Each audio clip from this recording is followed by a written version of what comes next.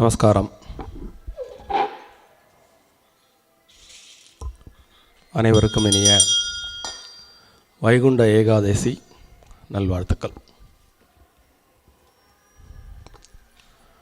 ஸ்ரீவத்சத்தில் நடக்கக்கூடிய நிகழ்ச்சிகளோட வைபவங்களை பேசிகிட்டு இருக்கோம்னா அது நாள் பூராம் பேசிகிட்டே இருக்கலாம்.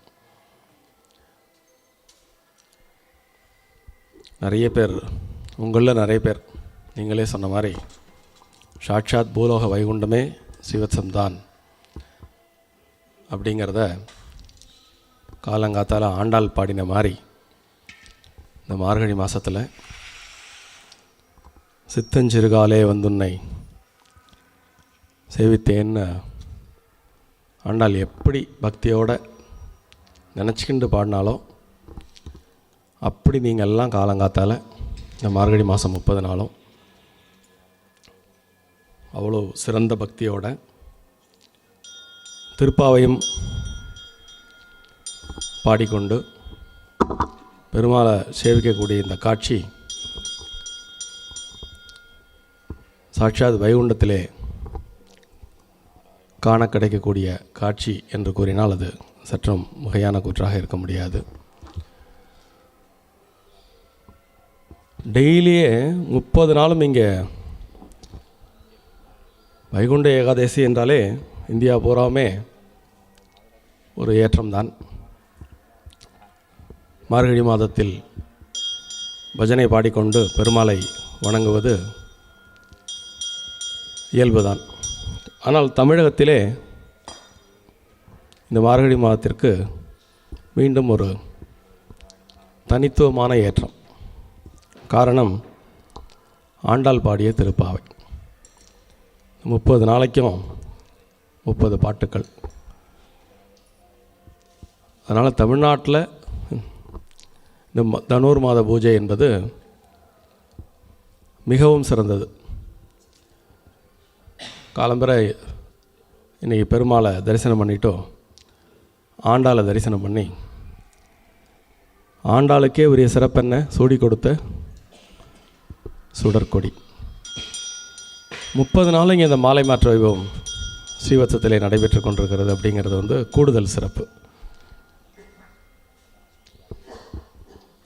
இப்படிலாம் பக்த மகாஜனங்கள் இருந்தால் பெருமாள் இந்த இடத்த விட்டு நகரவே மாட்டார். அவர் என்ன, அது ரொம்ப தெளிவாக வெள்ளிடை மலை போல் அற்புதமாக இங்கே நாம் அனுதினமும் அனுபவித்து கொண்டிருக்கிறோம். ஸோ ஸ்ரீவத்சம் தொடங்கிய காலையிலிருந்தே ஒவ்வொரு வருடமும் இந்த வைகுண்ட ஏகாதசி உற்சவமானது ஸ்ரீரங்கத்தில் எப்படி நடைபெறுமோ அதற்கு இணையாகவே இங்கு சொர்க்கவாசல் திறப்பு நிகழ்ச்சியுடன் பிரத்யேகமாக ஸ்ரீவத்சவாசிகளால் அற்புதமாக கொண்டாடப்பட்டு கொண்டிருக்கிறது. இந்த ஏகாதசி அப்படிங்கிற ஒரு விஷயம் ஸ்ரீ அண்ணாவை இந்த இடத்துல நான் ஸ்மரிச்சுக்கிறேன். இந்த ஏகாதசி பற்றி அவ்வளோ விஷயங்கள் சொல்வார். ஒவ்வொரு மாதமும் பரனூரிலே இந்த ஏகாதசி உற்சவம் அப்படி கோலாகலமாக இன்றளவும் கொண்டாடப்பட்டு கொண்டிருக்கிறது. இந்த ஏகாதசி உற்சவத்தை பற்றி இது அடிப்படையில் ஒரு உபவாசம்.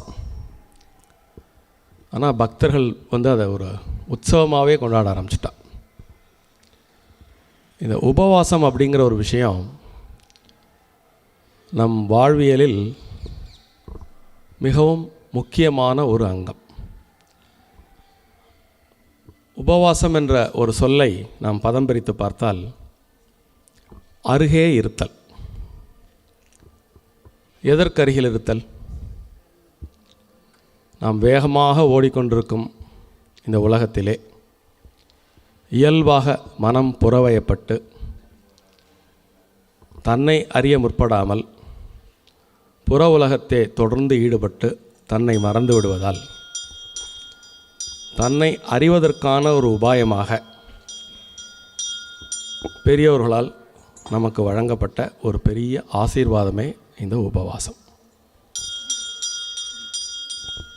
ஏகாதேசி விரதம் ஒரு காலத்தில் எப்படி கடைப்பிடிக்கப்பட்டதுன்னா, கிட்டத்தட்ட 3 நாட்கள் ஏகாதேசி விரதம் அப்படிங்கிறது. தசமி அன்னைக்கு சங்கல்பம், ஏகாதேசி அன்னைக்கு பூரண உபவாசம், துவாதேசி அன்னைக்கு இரவு உணவு தவிர்த்து அந்த விரதம் முடித்து வைக்கப்படும். ஸோ ஒவ்வொரு மாதத்திலும் பல்வேறு விதமான விரதங்கள் வந்தாலும் ஒவ்வொரு மாதமும் 2 முறை ஏகாதசி வரும். அமாவாசை கழிந்த 11வது நாள் சுக்லபட்ச ஏகாதசி, பௌர்ணமி கழிந்த 11வது நாள் கிருஷ்ணபட்ச ஏகாதசி அப்படின்னு 12 × 2 24 ஏகாதசிகள். ஒரு சில வருடங்களில் ஒரு ஏகாதசி கூடுதலாக வரும். இப்போ இந்த 25 ஏகாதசிகளுக்கு ஒருவன் இப்போ சொன்ன மாதிரி ஒரு விரதம் இருந்தால் அவனுடைய உடல் மனம் எப்படி தூய்மை அடையும்? உடலுக்கு உணவு செலுத்துவதை குறைத்து விட்டாலே அது தன்னை எறியும் பக்குவ நிலைக்கு தானாக திரும்பும் என்று யோகிகளும் ஞானிகளும் நமக்கு வழிநடத்தி சென்றிருக்கிறார்கள். இந்த ஏகாதசி பற்றி நிறைய சொல்லிகிட்டே போகலாம். அவர் ஒரு 15 நிமிஷம் தான் டைம் கொடுத்துருக்கார்.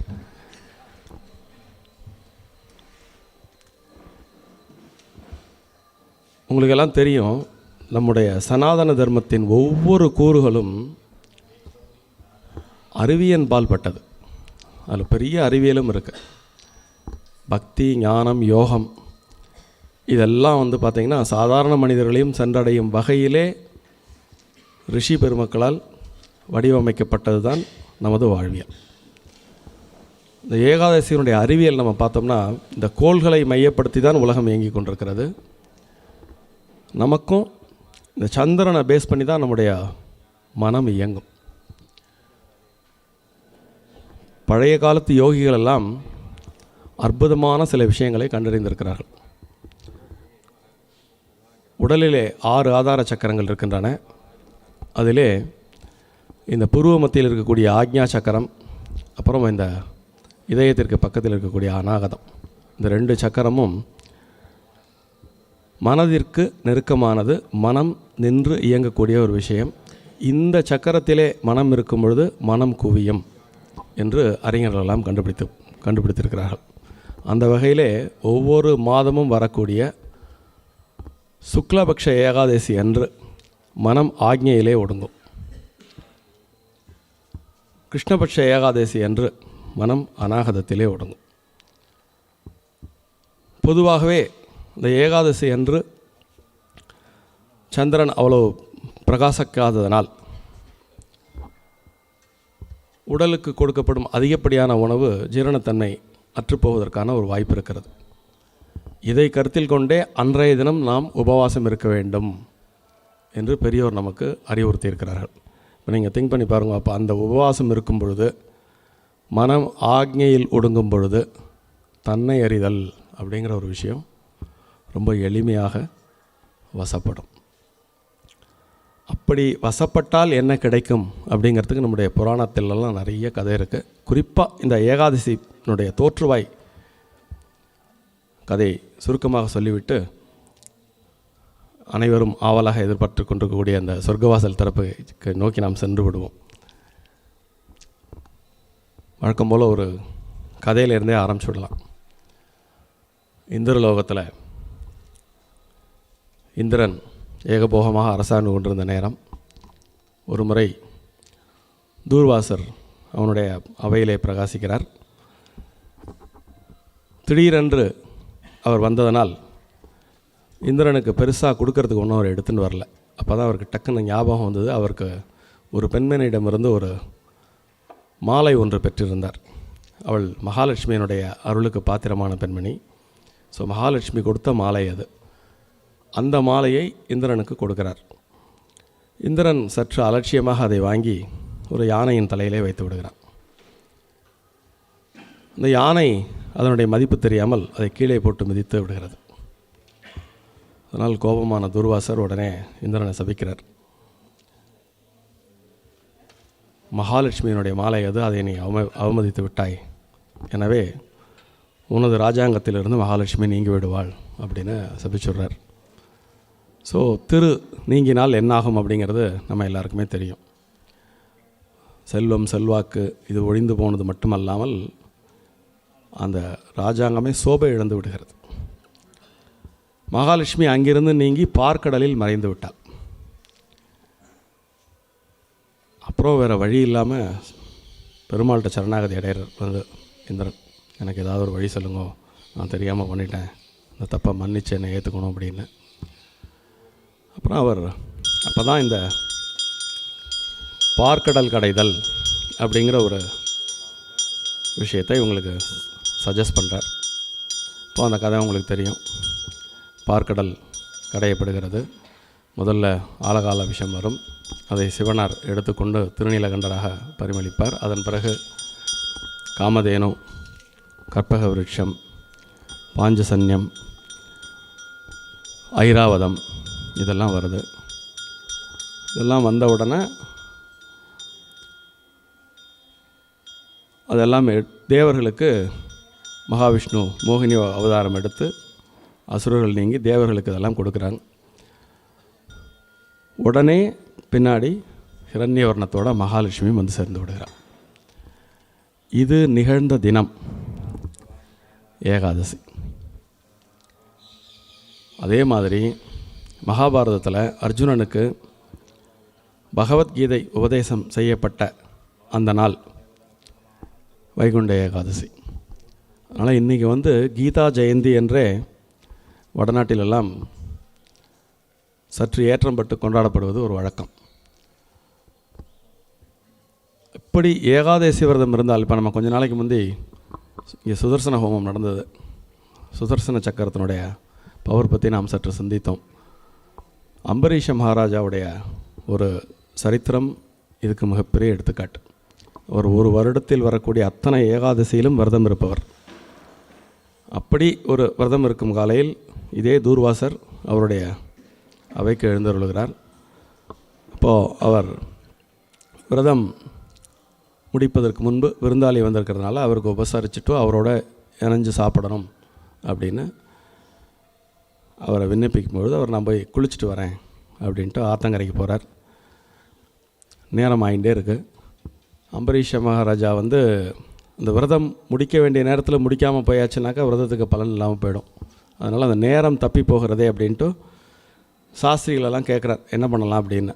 விருந்தாளியை விட்டுட்டும் நான் விரதத்தை பூர்த்தி பண்ண முடியாது, விரதத்தை பூர்த்தி பண்ணாமலும் இருக்க முடியாது, அப்படி ஒரு இக்கட்டான சூழ்நிலை இருக்கே, என்ன பண்ணுறதுன்னு தன்னுடைய ஆச்சாரியர்களை கேட்கும்பொழுது அவள் சொல்கிறா, கொஞ்சோண்டு நீர் பருகு அதற்கு ஒன்றும் தோஷமில்லை,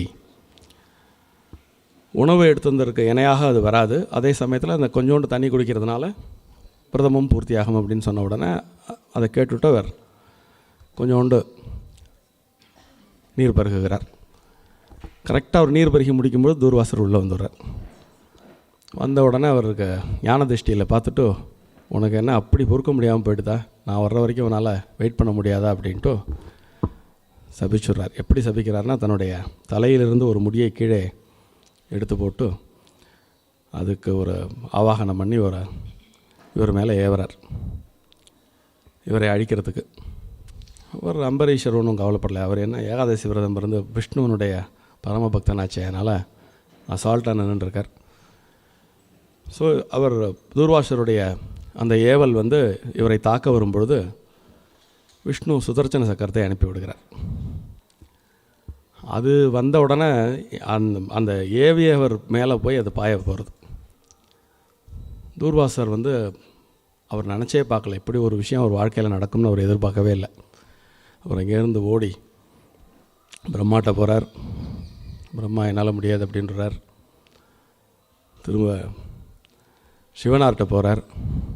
விஷ்ணுவோட சுதர்சன சக்கரத்துக்கு முன்னாடி அது ஏவப்பட்டால் அது இலக்கை அழித்தே தீரும், நாங்கள்லாம் குறுக்க வர மாட்டோம், நீ அவர்கிட்டயே போய்டும் அப்படின்ன உடனே மகாவிஷ்ணுகிட்ட வந்து சரணடைகிறார். மகாவிஷ்ணு சொல்கிறார், நான் என்னப்பா, எனக்கு எந்த பவரும் கிடையாது, நான் என்னுடைய பக்தர்களுடைய ஹிருதயத்தில் இருக்கேன், அவள் பார்த்து மனசு வச்சா தான் நான் ஏதாவது செயல்பட முடியும். இதை நான் நிப்பாட்டணுன்னா ஒரே வழி, நீ அம்பரீஷனை போய் அவன்கிட்ட போயிட்டு நீ மன்னிப்பு கேட்டால் மட்டும்தான் சாத்தியம் அப்படின்ன உடனே தூர்வாசர் வந்து அம்பரீஷன்ட்ட வந்து மன்னிப்பு கேட்பார். கேட்ட உடனே சுதர்சன சக்கரம் அதோடைய இடத்துக்கு போயிடும். இந்த ஏகாதசி விரதத்தினுடைய பலனாக இந்த கதையை ஸ்ரீ அண்ணா சொல்லுவார். அம்பரீஷனுடைய சரித்திரத்தில் இந்த ஏகாதசி விரதம் இருக்கக்கூடிய பலன் உங்களை விஷ்ணுவோடைய சுதர்சன சக்கரம் வந்து காப்பாற்றும் அப்படின்னு கொண்டு போய் அதை முடிப்பார். அப்புறம் இந்த ஸ்ரீரங்கத்தில் இந்த ஏகாதசி வைபவம் என்பது நம்மாழ்வார் இறைவனுடன் கலந்த நாளாக ஏற்றம் பெற்று பெரிய விழாவாக கொண்டாடப்பட்டு கொண்டிருக்கிறது. அவர் திருக்குறுகூரிலே சமாதி அடைந்தாலும் திருமங்கை ஆழ்வார் முதலிலே ஸ்ரீரங்கத்திலே அந்த வைபவத்தை ஆரம்பித்து வைத்தார். திருமங்கை ஆழ்வார் ஆரம்பித்து வச்ச காலத்திலிருந்து இன்றைக்கி வரைக்கும் குறைவர அந்த வடக்கு வாசல் திறந்து அந்த வடக்கு வாசல் வழியாகவே அவர் சென்றதாக ஒரு ஸ்ரீ வைகுண்டத்திற்கு அவர் சென்றதாக ஒரு ஐதீகம். அந்த ஐதீகத்தின்படி ஸ்ரீரங்கத்திலே ரொம்ப பிரம்மாண்டமாக அந்த உற்சவம் நடக்கும். அப்படிப்பட்ட உற்சவத்தை நம்ம ஸ்ரீவத்சத்துலேயும் அதே பிரம்மாண்டத்தோடு நடத்தின்னு இருக்கோம். மறுபடியும் இதுக்கு அந்த வடக்கு வாசலுக்குன்னு ஒரு இந்த வைகுண்ட ஏகாதசிக்கு ஒரு சிறப்பு கதை உண்டு. அதனால் அந்த பிரளய காலத்தில் வந்து உலகத்தை மீண்டும் தோற்றுவிப்பதற்காக பிரம்மாவை விஷ்ணு படைக்கிறார். விஷ்ணுவால் படைக்கப்பட்ட பிரம்மா படைப்பு தொழிலை மேற்கொண்டவுடன் தானே கர்த்தா அப்படின்னு அவருக்கு ஒரு கர்வம் வந்த உடனே அவருடைய காதுகளிலிருந்தே 2 அசுரர்கள் வெளியில் வந்து அவரை அழிக்க முற்படுவாங்க. அந்த அசுரர்களுடைய பேர் வந்து ஒருத்தருடைய பேர் உலோகன், இன்னொருத்தனுடைய பேர் கண்டகன். மறுபடியும் தன்னுடைய தவறை உணர்ந்து நேராக மகாவிஷ்ணுகிட்ட சரணடைகிறார். மகாவிஷ்ணு சரணடைஞ்ச உடனே அந்த அசுரர்களை நீ ஒன்றும் பண்ணாதப்பா பிரம்மாவை அப்படின்னு. அப்போ அவர் சொல்கிறார், சுவாமி உங்களை அவமரியாதைப்படுத்தினதுனால தான் நாங்கள் வந்து அவர்கிட்ட சண்டைக்கு போனோம். நீங்கள் இப்போ அவரை காப்பாற்றிட்டு எங்களை தண்டிக்க வரையலை அப்படின்னு சொல்லி அவர் 2 பேரும் கேட்பா. அவன் சரணடைஞ்சிட்டான் இல்லைப்பா, சரணாகதி அடைஞ்ச பிறகு அவனை தண்டிக்கப்படாது அப்படின்னு. உடனே இல்லை, நீங்கள் சண்டைக்கு வந்ததுனால எங்களுக்கு ஒரு விண்ணப்பம், 1 மாத காலம் தொடர்ந்து உங்களுடன் நாங்கள் போரிட வேண்டும். அந்த போர் முடிந்தவுடன் எங்களை நீங்கள் வைகுண்டத்துக்கு அழைச்சின்னு போயிடணும் அப்படின்னு. அதான் ஒப்பந்தம். அதே மாதிரி பக்த வச்சலன் இல்லையா, அந்த 2 பேரோடய அவர் 1 மாதம் சண்டை போடுவார். சண்டை போட்டு முடித்த உடனே அவரை வைகுண்டத்துக்கு அழைச்சின்னு போயிட்டோம். அந்த முன்னாடி 2 பேர் இருக்கா இல்லையா, ஜெய விஜய் அப்படின்ற அந்த வாயிற்காப்பவர்களாக அந்த 2 பேரும் தான் அவள் வடக்கு வாசல் வழியாக உள்ளே போயிட்டு பெருமாளுடைய ஆக்ஞைப்படி அவருடைய வைகுண்டத்தினுடைய காவலர்களாக மாறுவாங்க. அப்போ அவங்க விண்ணப்பிக்கிறாங்க, இந்த வைகுண்ட ஏகாதசி என்று யாரெல்லாம் வடக்கு வாசல் வழியாக இந்த பரமபதத்தை தரிசிக்கிறார்களோ அவர்களுக்கு எங்களைப் போலே நித்தியசூரிகளாக ஸ்ரீவைகுண்டத்தில் நீங்கள் இடம் கொடுத்தருள வேண்டும் அப்படின்னு விண்ணப்பிக்கிறார். அந்த ஐதீகம் மண்ணிலிருந்து இன்று வரைக்கும் தொடர்ந்து வருகிறது. இந்த இடத்திலே நம்மாழ்வார் சொன்ன ஒரே ஒரு பாடலை இங்கு உங்கள் முன் பகிர்ந்து விரைவாக நாம் பரமபத வாசலை நோக்கி வீடு நடை போடுவோம்.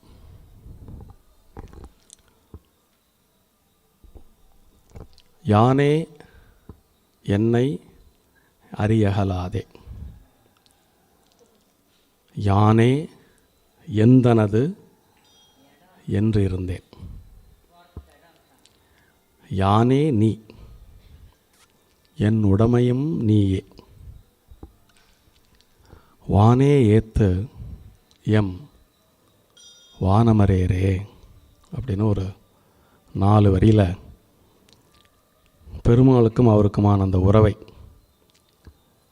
பெருமாளுக்கும் ஒவ்வொருவருக்குமான உறவை, நாம் எதை கை கொண்டால் பெருமாளை இப்படி அடையலாம் அப்படிங்கிறத சைவத்தில் உள்ள திருமூலர் மாதிரி வைணவத்தில் உள்ள நம்மாழ்வார் இந்த 4 வரியில் சொல்லியிருக்கிறார்.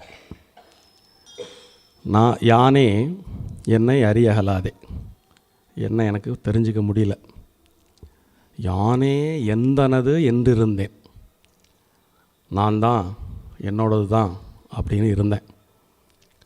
ஆனால் ஒரு காலத்தில் எனக்கு தெரிஞ்சது யானே நீ, நீ வேற நான் வேற இல்லை, என் உடைமையும் நீயே.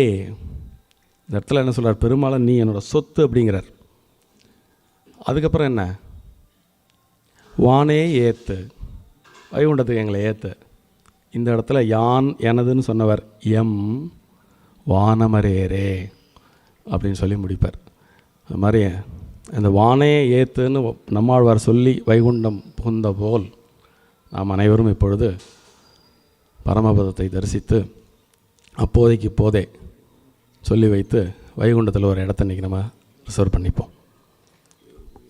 இந்த அருமையான வைகுண்ட ஏகாதசி தினத்தன்று உங்களுடன் சற்று ஏகாதசி பற்றி, வைகுண்ட ஏகாதசி பற்றி சிந்திக்க கிடைத்த வாய்ப்பை பெருவாய்ப்பாக எண்ணி மகிழ்ந்து நன்றி கூறி அமைகிறேன். நன்றி.